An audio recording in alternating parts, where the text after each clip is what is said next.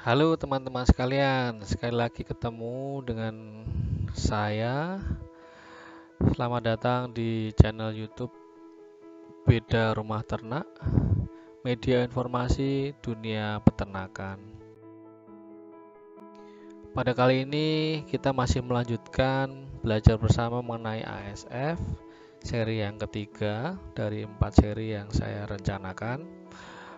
Kita akan khusus belajar bersama tentang bagaimana toh kondisi peternakan babi setelah outbreak ASF.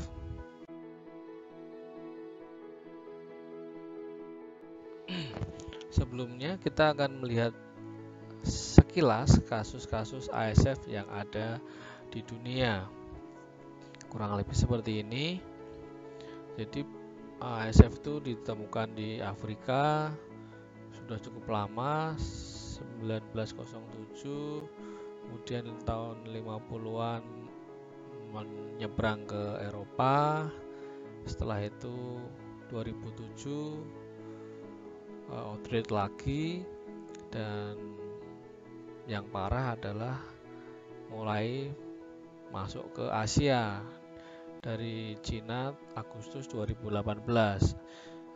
Dan setelah dari Cina penyakitnya melanjut kemana-mana, Mongolia, Vietnam, Kamboja, kemudian Hong Kong, Korea, kemudian Laos, Filipina, Myanmar, kemudian Korea, kemudian Timur Leste, dan di Indonesia itu November atau Desember.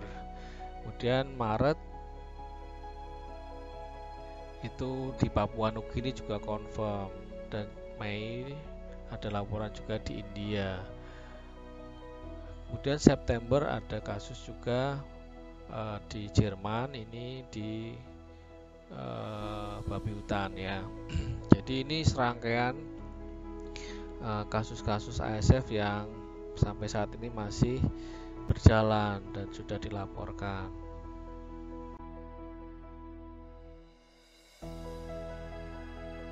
Bukan cuma di Indonesia aja yang menderita, tapi banyak negara lain juga masih berjuang. Nah, kemudian kondisi umumnya seperti apa nih kasus di Asia setelah ada outbreak? Atau sebelum, ya, kita bicara sebelum dulu deh.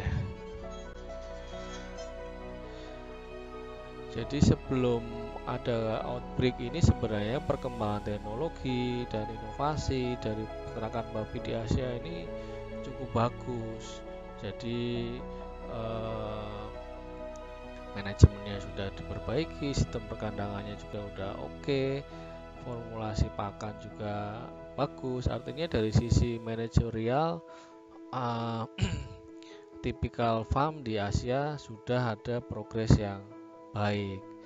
Nah, kalau kita bicara di Thailand, mungkin kondisinya mirip dengan di Indonesia atau yang Vietnam atau Filipina yang banyak backyard ya. Jadi kalau gambaran di Thailand itu 2018 peternakan kecil itu cukup banyak ya, hampir ini dikatakan 93% itu adalah peternakan kecil. Artinya kecil di sini adalah populasinya di bawah 50 ekor. Kemudian ada sisanya adalah skala besar. Nah, skala besar ini dibagi lagi dari kapasitas 50 sampai 500, kemudian 500 sampai 5000, sampai yang di atas 5000. Ya, kurang lebih Indonesia mungkin ya hampir sama ya. Backyardnya cukup banyak. Kemudian sebenarnya Cina ini kan yang paling besar. Jadi orang bilang tuh dua babi di dunia, satunya pasti dari Cina. Ya memang populasinya di sana cukup besar. Setelah itu ada negara-negara Eropa, Amerika, Brasil, dan Rusia juga produksinya cukup besar. Ya ini ya, jadi kurang lebihnya sebenarnya secara industri peternakan yang medium up ini sudah ada perbaikan manajemen yang signifikan. Cuman karena memang kendala yang ada itu ASF belum ada vaksinnya, jadi relatif sulit untuk dikendalikan. Sekarang kita bicara ke dampak nih, karena Cina yang pertama, otomatis kita bisa belajar dulu dari sana. Mereka kena langsung ada proses pemusnahan yang cukup banyak, dikatakan ya lebih dari 1 juta dimusnahkan pada area yang terdampak. Kemudian apa dampaknya? Fluktuasi harga, ya karena populasinya drop, permintaannya masih tinggi, ya harganya naik turun dan cenderung naik tinggi. Nah, kemudian apa catatan pentingnya di sini? Wabah ini ditemukan di peternakan-peternakan yang kecil atau backyard. Hampir 70% kasusnya muncul dari situ. Itu karena apa? Karena mungkin ya kesadaran tentang biosecurity-nya yang belum bagus lah ya. Kemudian faktor-faktor apa yang menyebabkan penyebaran ASF di Cina ini? Yang pertama ya kurangnya kontrol pergerakan babi yang masih hidup. Nah, kemudian kurangnya kapasitas deteksi terhadap kasus ASF. Kemudian tempat karantinanya yang tidak cukup. Kemudian lemahnya penegakan larangan pengangkutan. Kemudian terbatasnya ruang pembuangan babi atau bangkai yang terinfeksi. Kemudian kasusnya kan banyak yang ditaruh di jalan, dibuang di sungai, dibuang di hutan. Nah, ini kan menjadi sumber pencemaran dan penularan yang selanjutnya, kan lebih repot lagi. Kemudian peternak itu panik. Jadi kalau ada kasus, mereka tidak lockdown isolasi, tapi karena takut kena dijual dengan harga berapapun. Ya, pada saat itu harganya pasti karena semuanya pengen jual, harganya kan turun. Nah, setelah itu kan tidak ada barang, otomatis harganya langsung terkerek naik. Kemudian dari pengendalian lalu lintas juga menjadi masalah karena Cina juga cukup besar kan. Nah, ini menjadi PR bersama. Ya, kurang lebih sepertinya sih faktor-faktor ini hampir semua mengalami ya, termasuk di kita. Dan apa yang dilakukan oleh pemerintah Cina dengan kasus ASF ini? Jadi kalau saya baca dari media massa, Desember 2019 itu pemerintah Cina melakukan program, artinya 3 tahun harus pulih. Nah, 3 tahun itu harus pulih, artinya tahun ini 2021 ini adalah proses pemulihan akhir.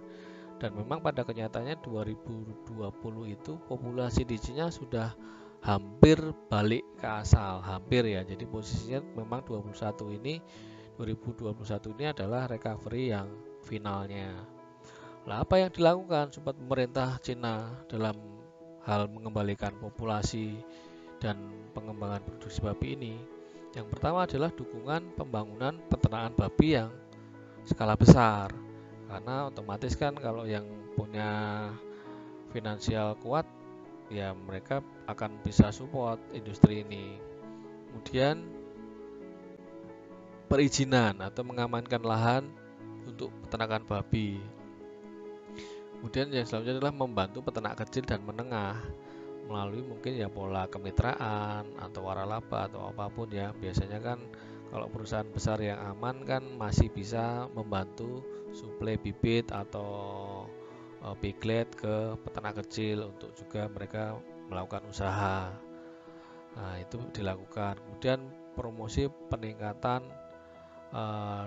penilaian dampak lingkungan. Jadi ya ini lebih ke ini ya, meluas, artinya kalau ada sesuatu jangan membuang bangkai atau apapun asal-asalan.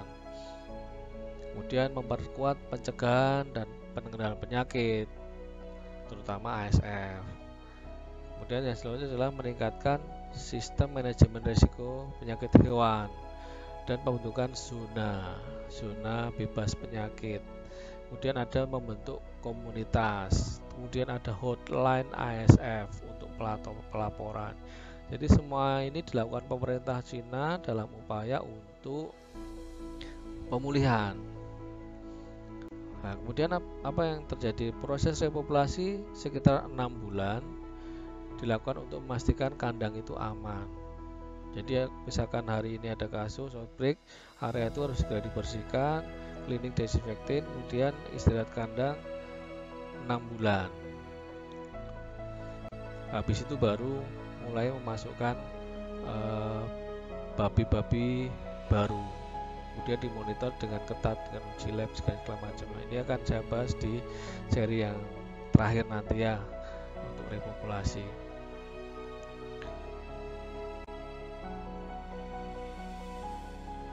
Setelah kita belajar dari Cina, kita melihat dampak yang di Vietnam. Vietnam kan termasuk negara memproduksi babi yang cukup besar di Asia.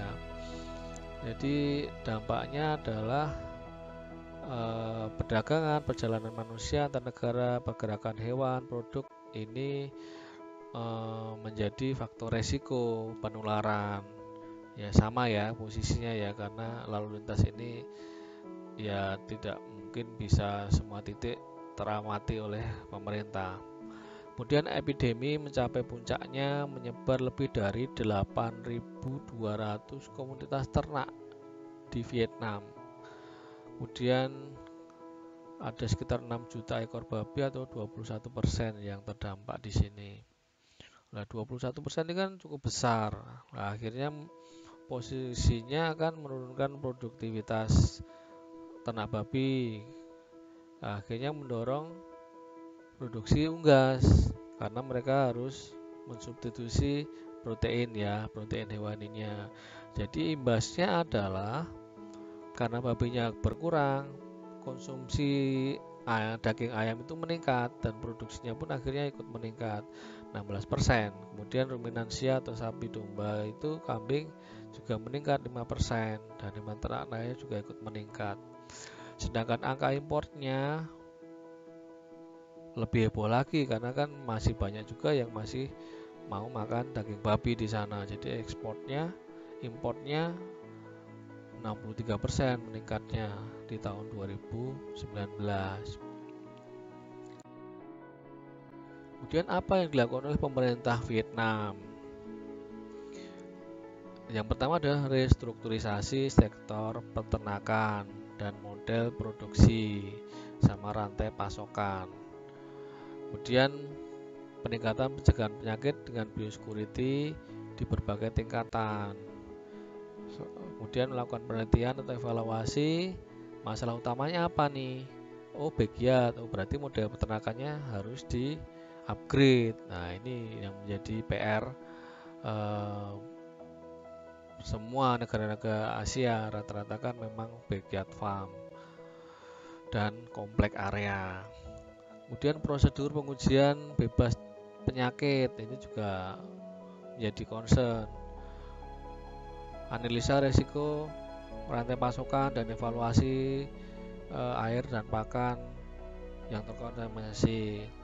Kemudian evaluasi adanya babi liar atau babi hutan. Selanjutnya program pelatihan dan bimbingan teknis tentang manajemen dan pengendalian penyakit. Yang terakhir adalah penelitian tentang pengembangan vaksin dan obat antivirus. Ya, terakhir ini kan kita sudah sering dengar bahwasanya di Vietnam, pemerintah Vietnam kerjasama dengan Amerika Serikat kalau tidak salah ya, sudah di tahap akhir menyelesaikan development vaksin ASF-nya. Nah, moga-moga sih tahun ini terrealisasi, jadi peternak bisa lebih nyaman dalam beternak karena memang ini yang ditunggu-tunggu vaksinnya. Kemudian kita bicara negara Asia yang lain yaitu Thailand. Thailand sampai saat ini adalah negara yang masih bebas, belum terkena ASF. Officially ya, kita nggak tahu di lapangannya seperti apa. Tapi dari pemerintah Thailand sampai saat ini mereka menyatakan masih aman. Tetapi mereka juga sudah menyediakan antisipasi dengan menyediakan anggaran yang cukup besar untuk keadaan darurat jika nanti sampai ada masalah. Jadi mereka sudah ada mapping rencana, ada fase prawabah, wabah, dan pasca wabah. Kemudian ada anggaran itu untuk pengendalian. Faktor risikonya harus dikontrol ya.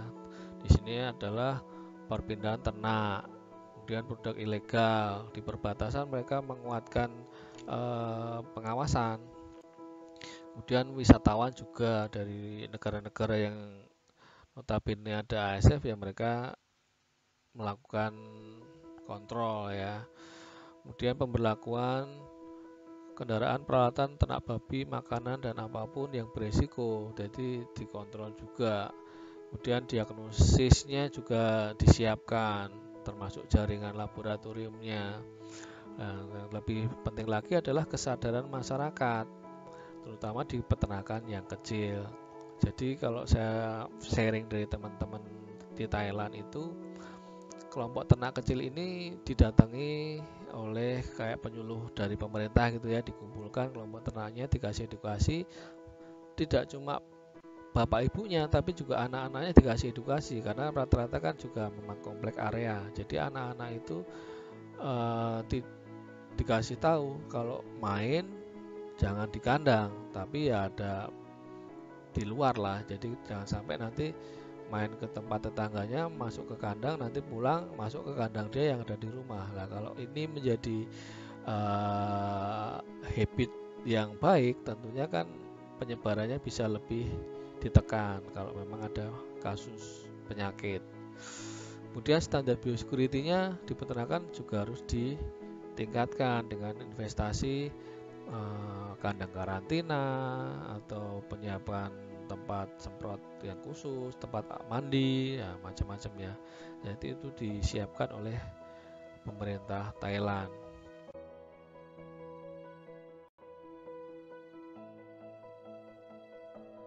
Sudah dilakukan.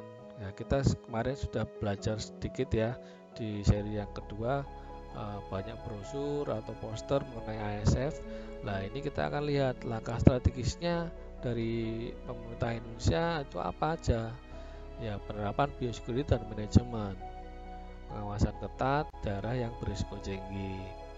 Kemudian upaya deteksi cepat ya, diagnosa segala macamnya ya. Jadi kalau dulu tuh kita mau uji sampel babi itu harus ke Medan ya, karena kan lab-lab yang di daerah rata-rata hanya bisa kolera saja. Jadi sekarang semua balai sudah disiapkan dengan deteksi ASF.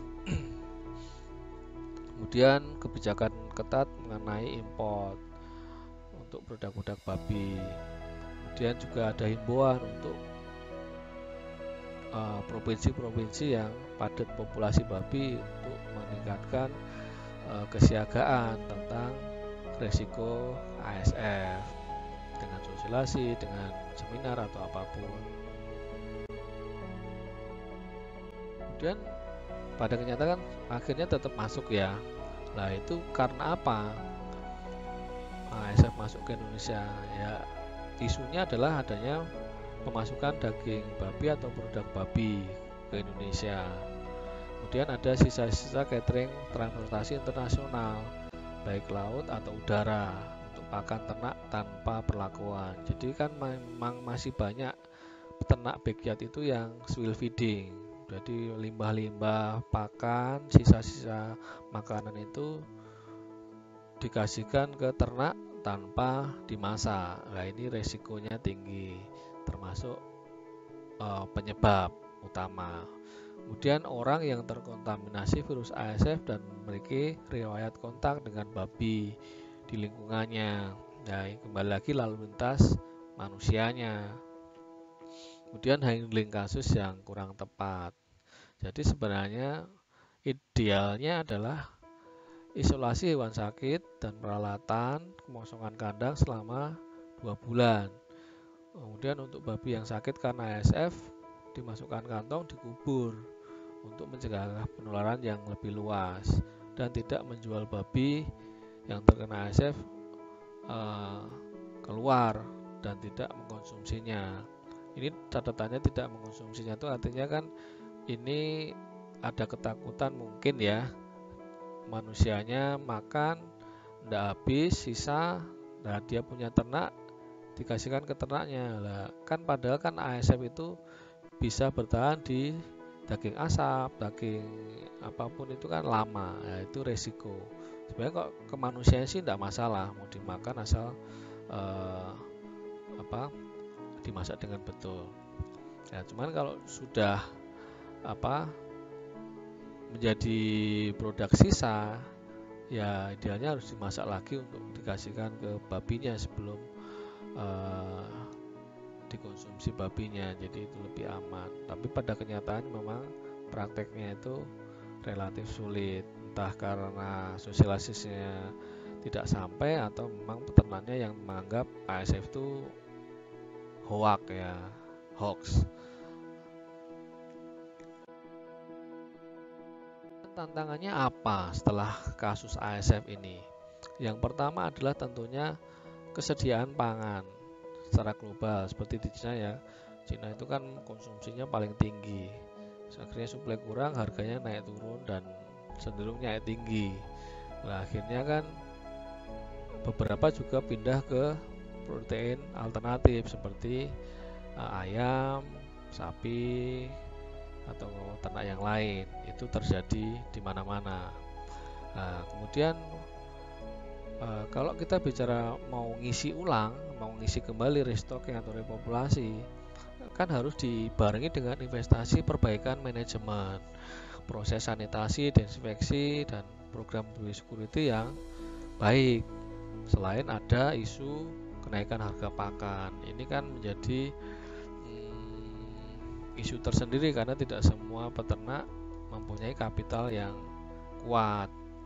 Terlebih yang sudah terdampak itu kan kemungkinan besar mempunyai kerugian yang dalam, bahkan mungkin ada yang berhutang gitu kan. Nah, tantangan selanjutnya adalah peternakan skala kecil menengah. Nah, ini PR-nya kan biosekuturnya mungkin kurang, manajemen juga kurang bagus, dan di komplek area. Nah, ini kan menjadi PR di Asia sebenarnya secara umum. Jadi sebenarnya transformasi industri babi ini harusnya mulai digalakkan. Jadi peternak kecil pun boleh tetap jalan, tapi harus dengan diimbangi manajemen dan biosekutur yang bagus. Dan yang skala menengah pun harus upgrade manajemen dia dan biosekuturnya juga. Jadi kesemuanya itu menunjang untuk iklim industri yang lebih baik dan lebih aman. Yang tidak kalah beratnya adalah ketersediaan calon induk. Nah, kalau semuanya kena, mau beli bibit dari mana kan gitu kan ya. Jadi itu memang menjadi kendala di mana-mana. Jadi mau cari bibit susah, dan yang punya bibit pun kadang tidak mau jual karena kan ada potensi harga yang tinggi kan. Jadi siapa yang punya babi otomatis dia akan panen di harga yang tinggi. Kemudian adalah monitoring kesehatan juga menjadi tantangan, karena mungkin tidak semua negara itu mensupport dengan uji-uji laboratorium dan tenaga yang mumpuni. Selain itu juga program vaksinasi di backyard ini kan rata-rata jarang dilakukan. Nah, ini sebenarnya menjadi tantangan tersendiri untuk bagaimana semuanya boleh mempunyai pengetahuan yang baik, karena kan tujuan beternak tentunya kan cari untung ya. Nah, kita nggak bisa dong cari untung sebanyak-banyaknya tapi tidak invest apapun. Ya kalau pas kondisinya aman-aman aja ya mungkin bisa, tapi kalau kondisinya seperti sekarang ini genting, banyak darurat wabah, ya kita nggak bisa asal-asalan. Itu tantangannya. Ya, kurang lebih seperti itu ya. Jadi ASF ini impactnya cukup berat, banyak yang tutup, banyak yang bangkrut, dan yang mau masuk pun kesulitan untuk cari bibit. Akhirnya fluktuasi harga ini memang menjadi hal yang tidak terhindarkan. Nah, kalaupun kita mau repopulasi, sekali lagi cleaning, disinfecting, dan istirahat kandang itu penting. Jadi kebersamaan dalam kelompok ternak dalam area yang sama itu juga harusnya ditanamkan dari awal. Sebaiknya ada kelompok ternak di area tertentu, ada kelompok ternak, ada pemimpinnya, ada pembimbingnya untuk memberikan edukasi yang terus-menerus sehingga perlakuan di satu area itu minimal bisa seragam untuk menakar resiko. Ini referensinya teman-teman sekalian, nanti bisa di googling sendiri.